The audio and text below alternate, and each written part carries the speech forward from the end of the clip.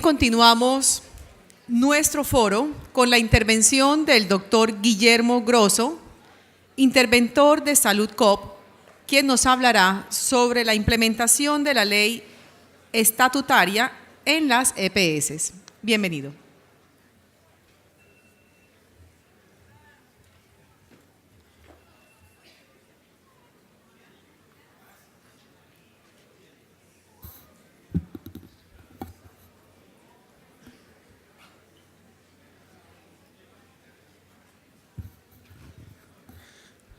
Muy buenas tardes para todas y para todos.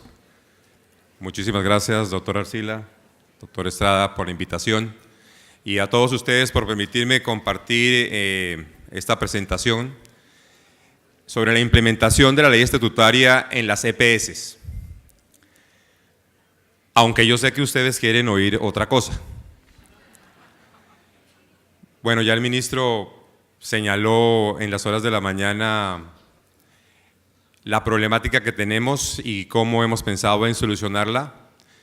Yo, a la par que vamos a hablar algo de la implementación de la ley estatutaria en las EPS, les voy a ir contando cómo vamos a afrontar este último tramo del proceso de intervención y cómo esperamos poder responderles de manera asertiva y positiva a todas sus preguntas.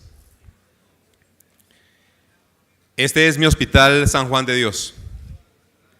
Aquí, hace ya algunos años, me formé como médico y como cirujano. Muchas de las cosas que hoy les voy a contar las aprendí en esos recintos.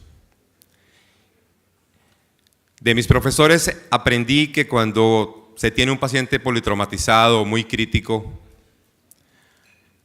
antes de hacer una cirugía muy compleja, antes de hacer una intervención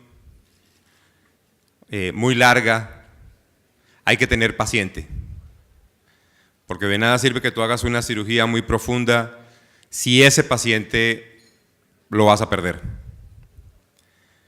Bueno, mucho de esa enseñanza se da en el caso de Saludcop.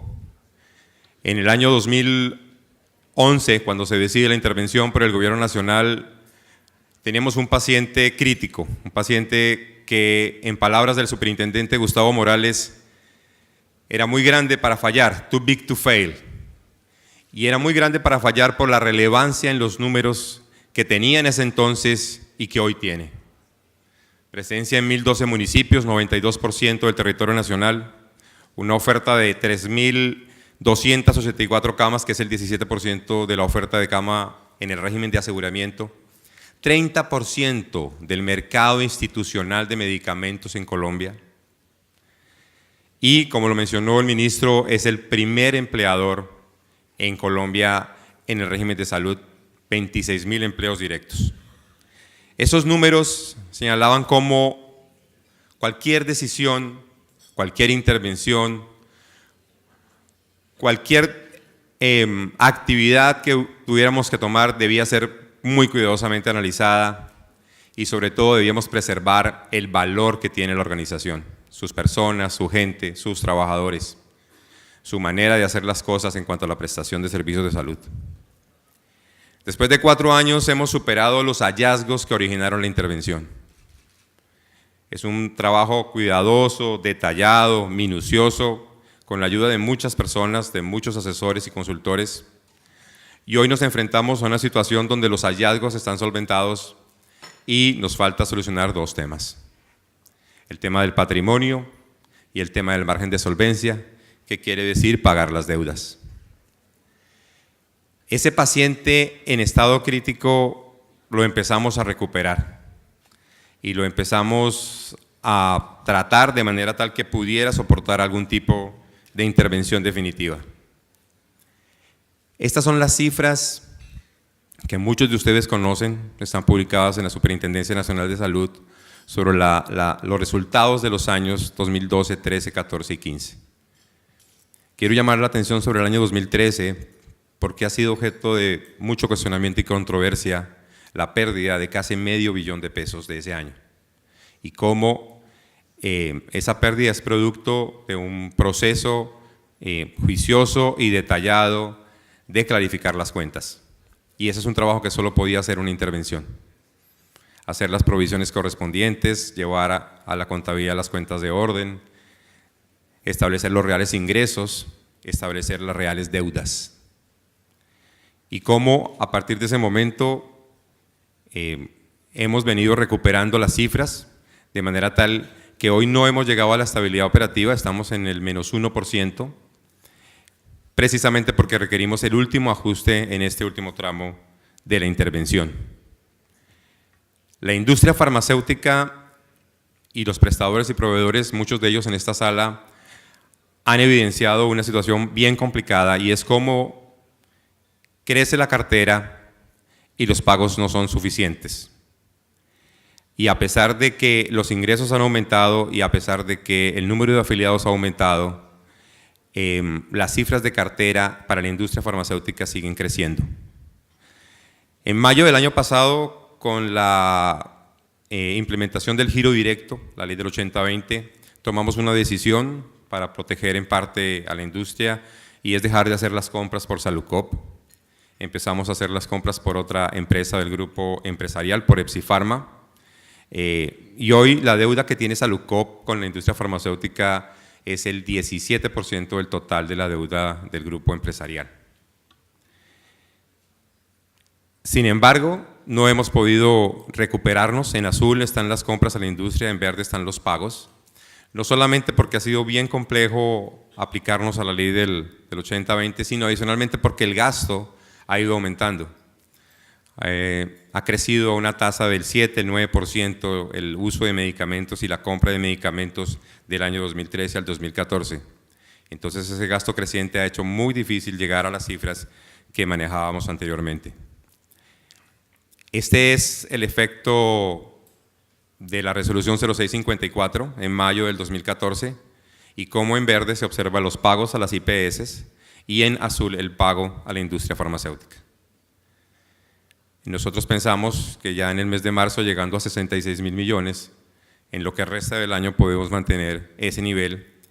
Muchísimo gracias a los ajustes que hemos hecho en la operación, pero también a la nueva normatividad que nos cobija específicamente en el tema de recobros. La ley de presupuesto y el Plan Nacional de Desarrollo tienen unas herramientas que nos han permitido ya en este primer tramo de la ley de presupuesto llegar a cifras de 92.000 millones de recobros radicados. Falta un tramo de ley de presupuesto y falta todo el efecto del Plan Nacional de Desarrollo. Y en el tema de gasto administrativo hay una tendencia muy favorable comparado con las cifras anteriores a la intervención e incluso las de estos últimos 2 años. Cuando uno depura los estados financieros y cuando uno se enfrenta con las cifras, siempre tiene que hacerse la pregunta de si este negocio es o no viable.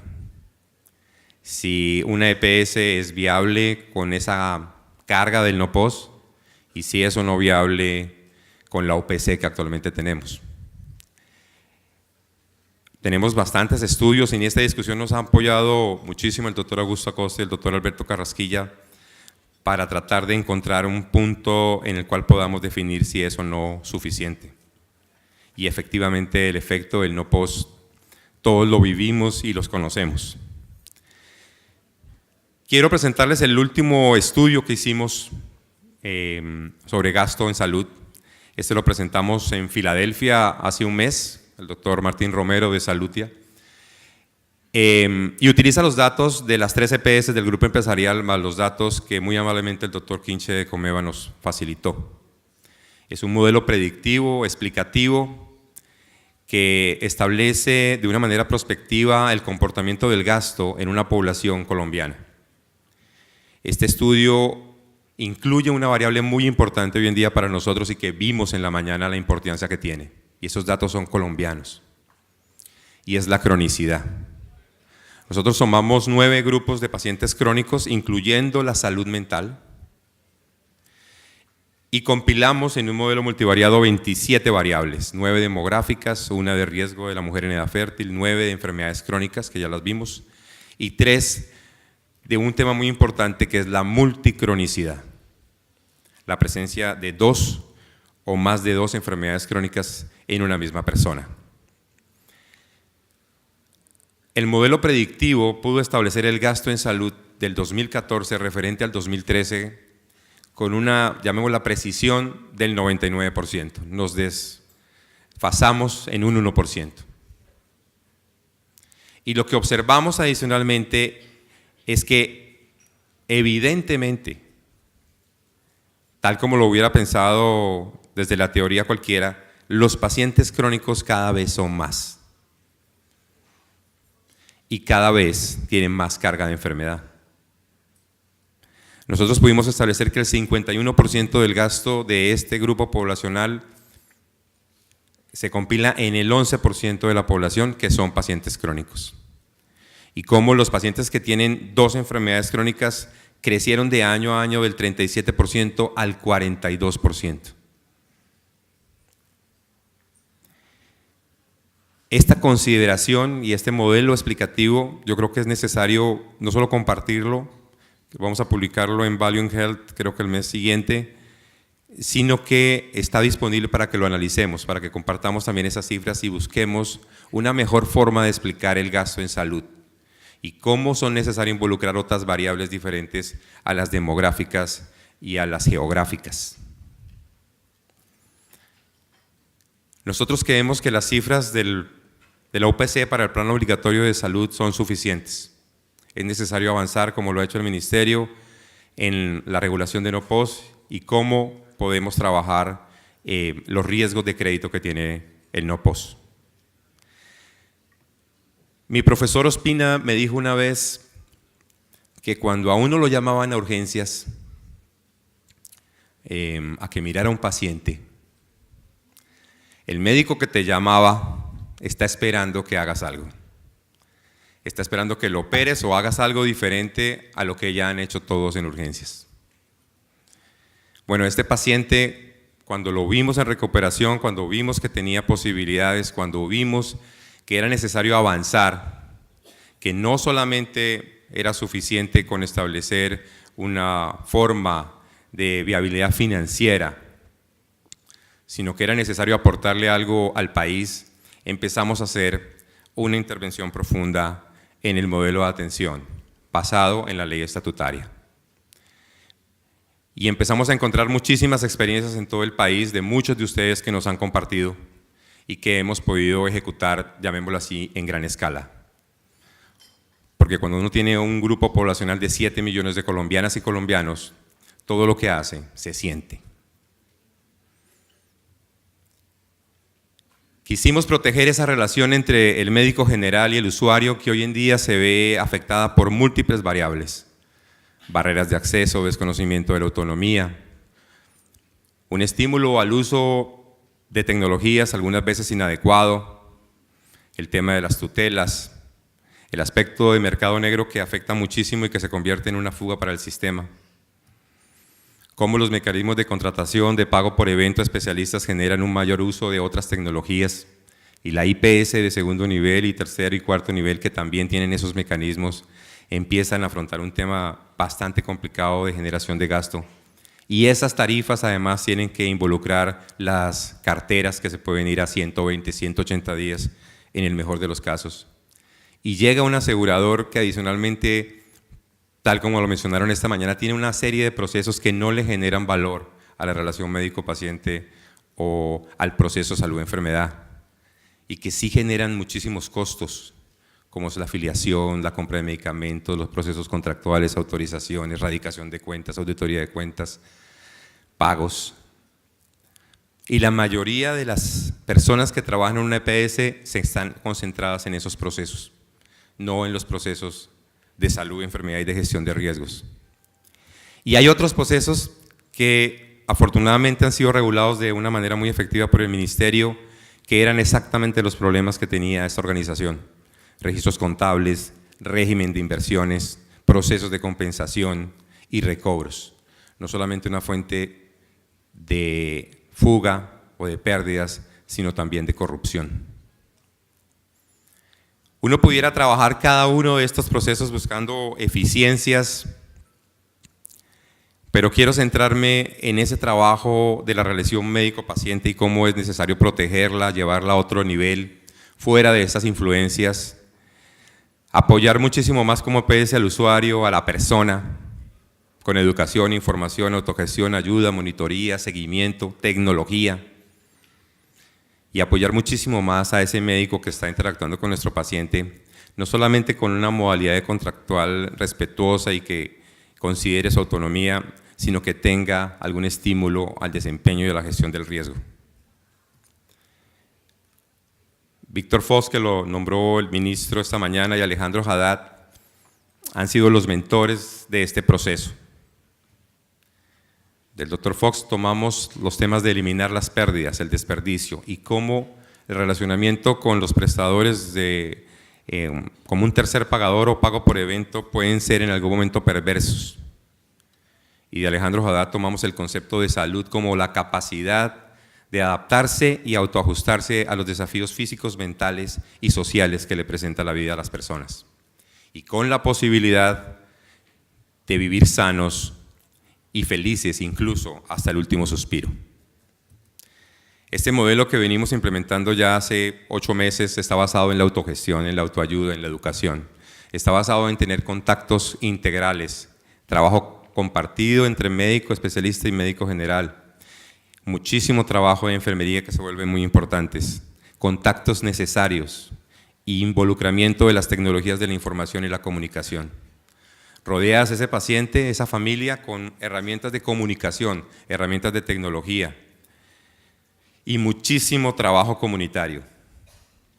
Quiero llamar la atención aquí sobre el proceso de formación de cuidadores. La semana pasada graduamos con la Universidad Nacional, la Facultad de Enfermería, nuestros primeros 60 cuidadores por la Universidad Nacional en Bogotá, los cuales ahora son gestores de salud y nos ayudan con estos pacientes crónicos que son la vida para ellos. Y quiero llamar la atención como otro proceso muy importante que llevamos, que es el de cuidados paliativos con la Fundación New Health Foundation.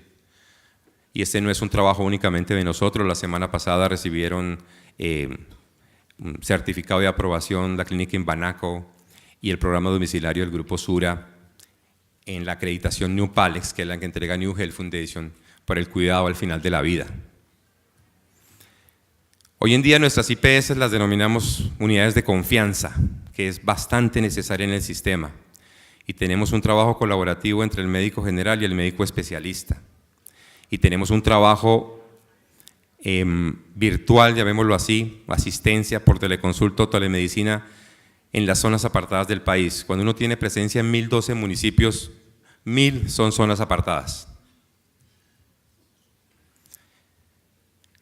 Algunos resultados preliminares, aún sin evidencia científica.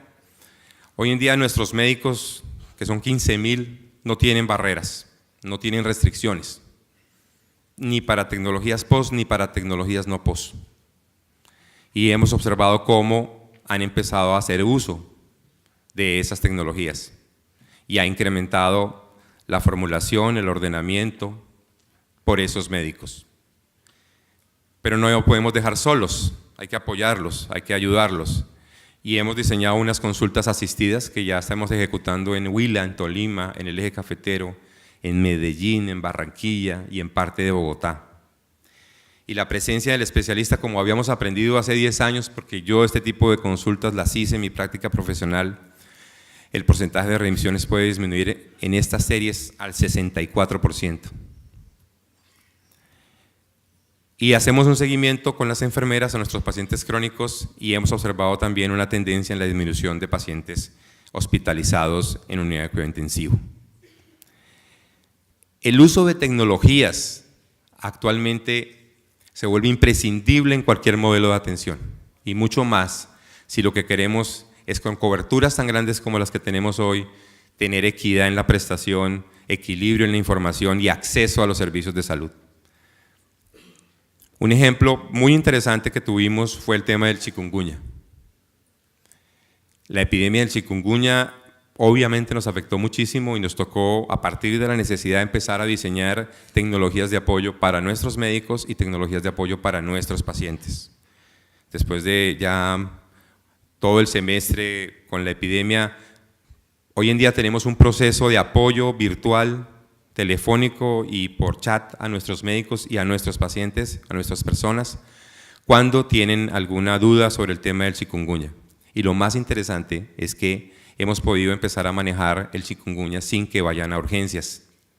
El 51% de estos casos los hemos podido solucionar con la asistencia de infectólogo. Tenemos 3 infectólogos trabajando en esto, en la casa en un 51% y 41% de forma diferida una consulta programada. Solo 8% han ido a urgencias. Y eso ha sido posible en mucho gracias a los aliados tecnológicos que tenemos y a la posibilidad de involucrar cada vez más a muchas disciplinas en el cuidado en salud, no solo médicos y enfermeras. Esta es la central de monitoreo de todos estos aplicativos, de todas estas gestiones digitales y virtuales que tenemos en el país, vigilando el acceso, los riesgos, la calidad y la satisfacción en cada uno de estos procesos. Sí hacemos muchísimas más actividades en salud, 800.000 más actividades de año a año. Pero lo más interesante es que esas actividades no se concentran ni en urgencias ni en egresos hospitalarios. En esas no crecimos. Crecimos en consulta de medicina general, de medicina especializada y crecimos muchísimo en consulta de odontología y salud oral. Hoy en día estamos dedicados a ir a las comunidades, 200 municipios visitados con un tema lúdico de festival donde hacemos identificación y gestión de brechas de riesgo. Y un trabajo muy importante con promotores en salud en las comunidades. Estos que están aquí son nuestros aliados tecnológicos, casi 2 empresas que han creído en este proceso, como muchos de ustedes también han creído, y que están trabajando en innovación y desarrollo para aportar tecnologías de educación, información y acceso a nuestras personas. La semana pasada entregamos las primeras tabletas que nos entregó PC Smart Colombia, que tienen un aplicativo móvil denominado Maternidad Segura. 60 mamitas en todo el país de alto riesgo hoy tienen esa tecnología. Es una prueba piloto que empezamos y que les permite a ellas interactuar en cualquier momento con nosotros, con enfermeras expertas, con obstetras, llevar sus controles, tener su historia clínica toda transparentemente. Pensamos que el paciente está convaleciente y que es necesario el último paso. Las intervenciones no son buenas. Las intervenciones generan muchísimos problemas y principalmente no deben ser eternas. Pensamos que ya estamos listos para avanzar, pero nada de esto valdría la pena, porque ya lo hemos hecho muchas veces y muchos de ustedes sé que tienen programas similares, si no cambiamos el indicador que estamos midiendo. Y en mucho seguimos midiendo pacientes y seguimos midiendo enfermedad. En agosto del año pasado, bajo la tutoría de Alejandro Haddad, empezamos a medir salud. ¿Qué tan sanos están nuestras personas? En las series internacionales normalmente la respuesta es un 85% de las personas se sienten sanas. Nosotros tenemos el 79% de toda la población afiliada en el grupo que se siente sana. Una salud buena, muy buena o excelente. Tenemos una línea de base, esto está empezando. Tal vez nos demoremos muchos años, pero pensamos que es una propuesta interesante pensar que el 90% de nuestra población se sienta sana y que el sistema de salud aporte o contribuya esencialmente a eso, a sentirse sano. Tenemos un mecanismo para generar liquidez que ya comentó el señor ministro esta mañana, que tiene que ver esencialmente con garantizar la afiliación en salud y el aseguramiento a 7 millones de colombianas y colombianos, garantizar el trabajo a 26.000 familias y pagar las deudas. El mecanismo no está perfeccionado, lo seguimos trabajando, tenemos casi 6 meses para hacerlo, pero seguimos pensando que no hacemos nada si cambiamos el capital de la empresa, si cambiamos la propiedad de la empresa, si no generamos un entorno de cambio y si no generamos una propuesta diferente que sí nos garantice viabilidad en el largo plazo. Esta es simplemente la proyección que tenemos del ejercicio que nos garantiza o nos permite avanzar en esta propuesta de restitución de liquidez y de pago de las deudas al sector salud. y pensamos que podemos darle un fin a la intervención si esta propuesta de cambio que llevamos avanzando perdura, permanece y es compartida y analizada por todos ustedes. Hace 2 semanas el doctor Alejandro Haddad me compartió un mail que quiero compartirles a ustedes, y es una propuesta de coalición, de unión de voluntades por una Colombia más sana, en donde partimos esencialmente de la confianza que debe existir entre todos nosotros, en el respeto a las personas que trabajan en salud. Todos nosotros acá tenemos una altísima responsabilidad, porque lideramos millones de personas que trabajan en el sector salud, y que todos los días, como la gente de Saludcop, los 26.000 trabajadores se levantan a trabajar por la salud del país. Este documento se los compartiré a partir de hoy a las personas que estén interesadas y que quieran sumarse a este proceso que llevamos pensando en la salud de los colombianos. Aprendí muchísimo en mi hospital San Juan de Dios, pero aquí en la intervención he aprendido muchísimo más. No he perdido mi calidad de médico ni cirujano porque todos los días pienso en mis maestros. Y lo que más he aprendido es que hay que apoyar y ayudar a la gente que está trabajando en la salud. Hay que darle herramientas, hay que darle mucha información, hay que darle apoyo. Los médicos y las enfermeras que están por todo el país lo necesitan, y eso es lo que puede hacer el cambio. Muchísimas gracias.